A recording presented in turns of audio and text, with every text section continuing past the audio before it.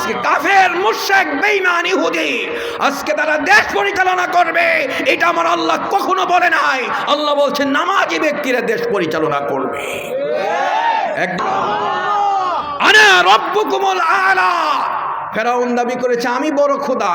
আজকে খোদার চিত্র হলো বাঁচার উপায় নাই, পানি খেয়ে মরতেছে। কি বলেন, কথা ঠিক না ঠিক? এই জগতের মধ্যে যারা আল্লাহর সাথে বিরুদ্ধাচরণ করছে তাদের শাস্তি এরকম হয়েছে কি হয় নাই? আসতে বললেন কেন, হয়েছে কি হয় নাই? জাতির জন্য শিক্ষা হয়ে থাকবে। যত ফেরাউন এই পৃথিবীর মধ্যে দেশ শাসন করতে গিয়ে মানুষের উপরে জুলুম করেছে, অত্যাচার করেছে, অবিচার করেছে, তাদের শাস্তি এমন হবে, এই শাস্তির ঘোষণা দিয়ে আল্লাহ তার ইতিহাস রেখে দিলেন। জোরে বলেন না সুবহানাল্লাহ। আর একটু জোরে বলেন সুবহানাল্লাহ। আমার আল্লাহ রাব্বুল আলামিন এই জন্য বলেন এই পৃথিবীর মধ্যে الذين يقيمون الصلاة ويؤتون الزكاة ومما رزقناهم ينفقون। জোরে বলেন না সুবহানাল্লাহ। আল্লাহ রাব্বুল আলামিন বলেন যারা এই পৃথিবীর মধ্যে নামাজ প্রতিষ্ঠা করে, নামাজি ব্যক্তি, এই সমস্ত এই পৃথিবীতে নামাজি ব্যক্তিদেরকে আল্লাহ প্রশংসা করে কোরআনের আয়াত নাজিল করেছেন। আল্লাযীনা ইম্মাক্কান্নাহুম ফিল আরদি ওয়া আকামুস সালাহ। এই পৃথিবীর নেতৃত্ব, কর্তৃত্ব, ক্ষমতা সব কিছু আমি তাদেরকে দেব যারা নামাজ পড়ে। আর একটু জোরে বলবেন না সুবহানাল্লাহ। আজকে কাফের মুশরিক বেঈমান ইহুদি আজকে তারা দেশ পরিচালনা করবে, এটা আমার আল্লাহ কখনো বলে নাই। আল্লাহ বলছেন নামাজি ব্যক্তিরা দেশ পরিচালনা করবে।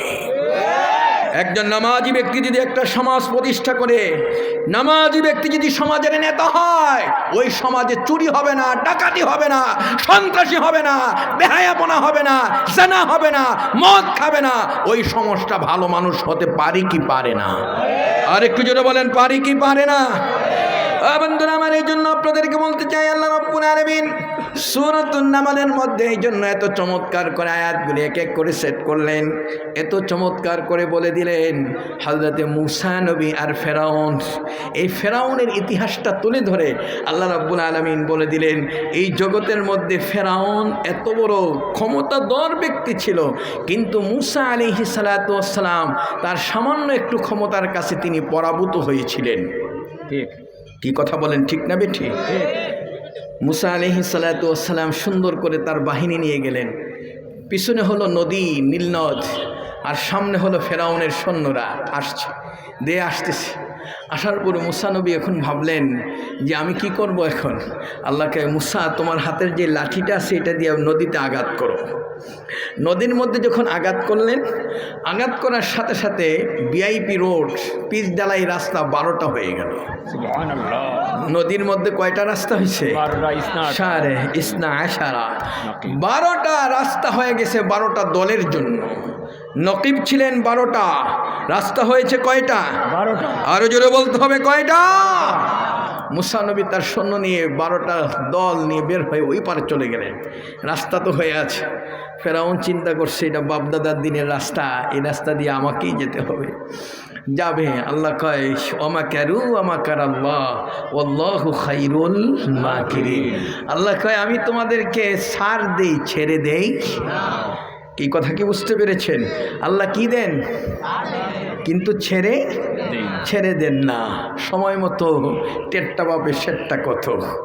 এখন ফেরাউন এসে দেখে যে এত সুন্দর রাস্তা যখন হয়ে আছে, মূসা নবী যখন যাইতে পারছে, আমি তো এর আগে যাইতে পারবো, আমার ক্ষমতা আছে। যখন সকলকে নিয়ে সৈন্য নিয়ে যখন উঠলেন রাস্তার মধ্যে, নদীর মাঝামাঝি গেছে, আস্তে করে রাস্তা নাই, সব পানির নিচে।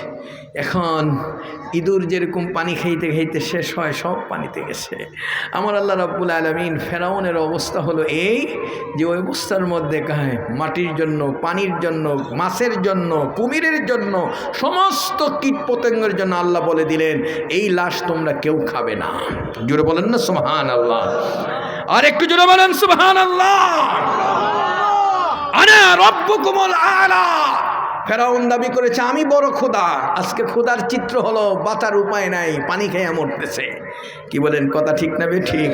এই জগতের মধ্যে যারা আল্লাহর সাথে বিরুদ্ধাচরণ করছে তাদের শাস্তি এরকম হয়েছে কি হয় নাই? আসতে বললেন কেন, হয়েছে কি হয় নাই? ইতিহাস রচনা হয়েছে। নবীর সাথে যারা বেয়াদবি করেছে, নবীদের সাথে, তাদের ইতিহাস হলো এই। ওই মুহূর্তটার মধ্যে ফেরাউন পানি থেকে এরকমভাবে পরের দিন আস্তে করে যখন মরা লাশ, কিয়ামত পর্যন্ত আল্লাহ নোটিশ দিয়ে দিলেন, এই ফেরাউনের লাশ এটা জাতির জন্য শিক্ষা হয়ে থাকবে। যত ফেরাউন এই পৃথিবীর মধ্যে দেশ শাসন করতে গিয়ে মানুষের উপর জুলুম করেছে, অত্যাচার করেছে, অবিচার করেছে, তাদের শাস্তি এমন হবে, এই শাস্তির ঘোষণা দিয়ে আল্লাহ তার ইতিহাস রেখে দিলেন। জোরে বলেন না সুবহানাল্লাহ। আর একটু জোরে বলেন সুবহানাল্লাহ।